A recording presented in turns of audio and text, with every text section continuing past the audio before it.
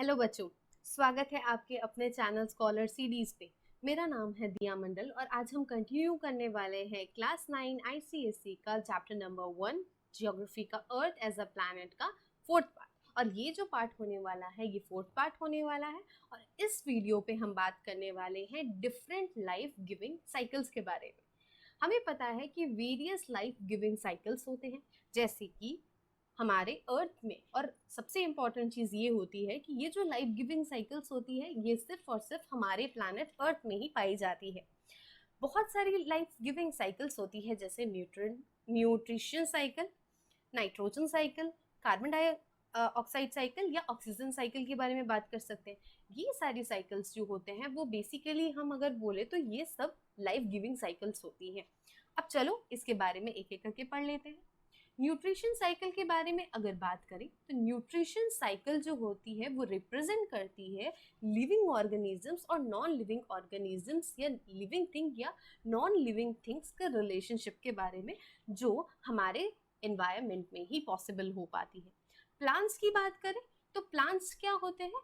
Plants primarily वो लोग होते हैं प्रोड्यूसर्स, जो खुद का खाना खुद बनाते हैं। अब प्रोड्यूसर्स क्या होता है? प्रोड्यूसर्स उन चीज़ों को बोला जाता है या उन लिविंग थिंग्स को बोला जाता है जो खुद का खाना खुद बनाते हैं एंड वो किसी और पे डिपेंड नहीं रहते अपने फूड के लिए। यहाँ पे बोला जा रहा है कि प्लांट्स क्या होते हैं? प्रोड्यूसर्स होते हैं जो खुद का खाना खुद बनाते हैं by the process of photosynthesis. Okay, अब दूसरी कैटेगरीज की बात करें तो दूसरी कैटेगरी में हम कंज्यूमर्स की बात कर सकते हैं। कंज्यूमर्स कौन होते हैं? हार्बीवोरस होते हैं या कार्निवोरस होते हैं। अब हार्बीवोरस और कार्निवोरस क्या होते हैं उसके बारे में देख लेते हैं। बेसिकली हार्बीवोरस और कार्निवोरस की अगर बात करें तो वो पूरी तरीके से प्रोड्यूसर्स पे डिपेंडेंट होते हैं, क्योंकि वो खुद का खाना खुद नहीं बना सकते। तो वो डिपेंड किसके ऊपर होते हैं? जो खुद का खाना खुद बनाते हैं, मतलब प्रोड्यूसर्स के ऊपर। अब प्रोसेस किस तरीके से चलता है?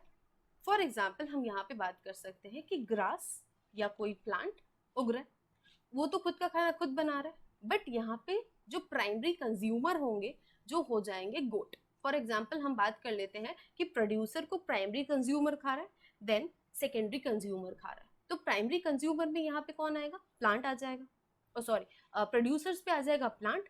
प्राइमरी कंज्यूमर में हम लोग देख लेंगे कि यहाँ पे गोट आ जाएगा। देन उसके बाद सेकेंडरी कंज्यूमर पे हम लोग देख सकते हैं कि कौन आ जाएगा?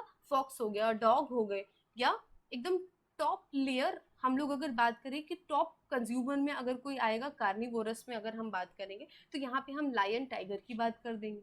अब इस तरीके से जो चल रही है हमारे जो इन्वायरमेंट में, ये जो साइकिल चल रहा है इसको हम बेसिकली फूड साइकिल बोलते हैं। यहाँ पे हम चीज़ों को बैलेंस करके चल रहे हैं कि दुनिया में कोई भी चीज़ें एक लिमिट से ज़्यादा ना हो पाए। इसीलिए लाइफ साइकिल, या हम बात कर सकते हैं कि लाइफ गिविंग साइकिल पे फूड चेन का इम्पोर्टेंस बहुत ज़्यादा होता है। उसके अलावा अगर बात की जाए कि इन सब में से टॉप प्रायोरिटी पे जो होते हैं वो होते हैं मैन, जो अपने एनवायरनमेंट को, ओन एनवायरनमेंट को खुद ही मॉडिफाई कर सकते हैं अपने हिसाब से। तो बेसिकली अगर न्यूट्रिशन साइकिल की बात की जाएगी तो न्यूट्रिशन साइकिल का मतलब ही होता है फूड साइकिल, कि कौन क्या खाना खा रहा है और उसको एनर्जी किस बेसिस पे मिल रही है। आई होप आपको ये न्यूट्रिशन साइकिल समझ आया होगा। सेकेंड साइकिल पढ़ते हैं, नाइट्रोजन साइकिल। नाइट्रोजन साइकिल क्या है? पहले हम नाइट्रोजन के बारे में पढ़ लेते हैं। हमें पता है कि एटमॉस्फेयर में सबसे ज़्यादा जो गैस प्रेजेंट होती है वो होती है नाइट्रोजन। हमारे इन्वायरमेंट एटमॉस्फेयर में टोटल 78% नाइट्रोजन गैस प्रेजेंट रहता है। ओके, और उसके अलावा दूसरा जो सेकेंड हाईएस्ट गैस जो हमारे इन्वायरमेंट पे प्रेजेंट रहता है वो होते हैं ऑक्सीजन, जो कि होते हैं 21%। अब ये जो इतना ज़्यादा नाइट्रोजन हमारे एटमॉस्फेयर में प्रेजेंट है, पक्का इसका कुछ तो यूज़ होता होगा, है ना? तो अब हम इसके बारे में जान लेते हैं कि एग्जैक्टली नाइट्रोजन का यूज़ क्या होता है। जितने लिविंग ऑर्गेनिजम्स होते हैं या लिविंग थिंग्स होते हैं उनके लिए नाइट्रोजन बहुत ज़्यादा एसेंशियल होता है। जैसे प्लांट्स हो गए, एनिमल्स हो गए। अब प्लांट्स को कहाँ से मिलता है? प्लांट्स को बेसिकली जो नाइट्रोजन होता है वो नाइट्रेट फॉर्म में चाहिए होता है। किस फॉर्म में चाहिए होता है? नाइट्रेट फॉर्म में चाहिए होता है। और वो जो नाइट्रेट फॉर्म होता है वो उनको सॉइल से मिलता है बाय रूट्स। जो रूट्स उनकी सॉइल में होती है तो सॉइल से उनको नाइट्रेट मिलता है, और नाइट्रेट के थ्रू क्या होता है, वो लोग बड़े हो पाते हैं। मतलब किसी भी चीज की अगर ग्रोथ हो रही है, ग्रोथ चाहिए, हाइट बढ़ना, फिर उसके अलावा किसी भी चीज में अगर हमें ग्रोथ या ग्रोइंग फीचर दिख रहा है, तो इसका मतलब है वो लिविंग ऑर्गेनिज्म में नाइट्रोजन की जरूरत बहुत ज्यादा है। प्लांट्स में कहाँ से मिलता है प्लांट्स को नाइट्रोजन जो चाहिए होता है फॉर्म ऑफ नाइट्रेट के फॉर्म में चाहिए होता है, और उनको वो चीज मिलती है सॉइल से।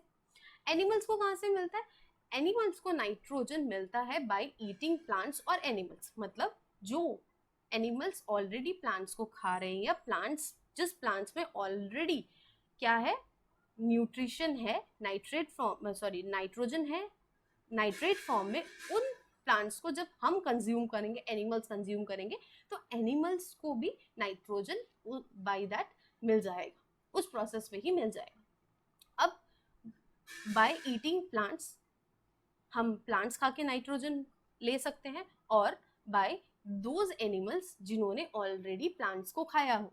अब हम जो प्लांट्स खाते हैं या हम जो एनिमल्स खाते हैं, हमें नाइट्रोजन किस वे में मिलता है, हमें नाइट्रोजन प्रोटीन फॉर्म में मिलता है। ठीक है, जहाँ पे हमने यहाँ पे क्या बोला कि सॉइल को चाहिए होता है, प्लांट्स को चाहिए होता है बेसिकली नाइट्रोजन नाइट्रेट फॉर्म में, और हम नाइट्रोजन को किस फॉर्म में लेते हैं, हम नाइट्रोजन को प्रोटीन फॉर्म में लेते हैं। और हम जब प्लांट्स को खाते हैं तो हमारी बॉडी में ऑटोमेटिकली नाइट्रोजन आ जाता है प्रोटीन फॉर्म में, तो जिसकी वजह से हमारी बॉडी का भी ग्रोथ हो पाता है। नेक्स्ट साइकिल के बारे में पढ़ लेते हैं, वो है ऑक्सीजन साइकिल। ऑक्सीजन हमने बताया कि लिविंग ऑर्गेनिजम्स के लिए बहुत ज़्यादा एसेंशियल होता है। हमारे एटमॉस्फेयर में 21% ऑफ ऑक्सीजन हमें मिलता है, मतलब सेकेंड मोस्ट हाईएस्ट गैस जो कि हमारे एटमॉस्फेयर में प्रेजेंट होता है। अब ऑक्सीजन का यूज़ क्या होता है, ऑक्सीजन का बेसिकली यूज़ होता है कि ये रिलीज करता है एनर्जी जो हम खाते हैं। अब बात किया जाए जो प्लांट्स होते हैं, प्लांट्स को क्या चाहिए होता है, प्लांट्स को चाहिए होता है कार्बन डाइऑक्साइड, और वो रिलीज करते हैं ऑक्सीजन। मतलब प्लांट्स इनटेक करते हैं कार्बन डाइऑक्साइड, और उससे क्या करते हैं, कार्बन डाइऑक्साइड से वो बनाते हैं अपने फोटोसिंथेसिस, मतलब अपना खाना बनाती है, और उसी से ही उसके रिटर्न में वो जो देती है, वो जो रिलीज करती है, वो होती है ऑक्सीजन। और ऑक्सीजन को ही हम जितने भी लिविंग ऑर्गेनिजम्स होते हैं उसको यूज करते हैं। मतलब फॉर एग्जाम्पल हम इनहेल करते हैं ऑक्सीजन और एक्सेल करते हैं कार्बन डाइऑक्साइड। जो हम कार्बन डाइऑक्साइड रिलीज करते हैं वो किसको जरूरत होती है, प्लांट्स को जरूरत होती है। और इसी को ही एक बोला जा रहा है नेचर्स मैकेनिज्म, मतलब इसको बोला जा रहा है नेचर का साइकिल, जहाँ पे हम पढ़ते हैं कि इकोसिस्टम पे किस तरीके से ऑक्सीजन एंड कार्बन डाइऑक्साइड को मिला के एक मेंटेन या बैलेंस बनाया जा रहा है। सो बच्चों, आई होप आपको ये सारे टॉपिक समझ आए होंगे जो आज मैंने पढ़ाया। अगर वीडियो अच्छा लगा हो तो please do like and subscribe, and अगर कुछ भी फीडबैक हो तो कमेंट करना भूलना नहीं। ओके, आज के लिए इतना ही।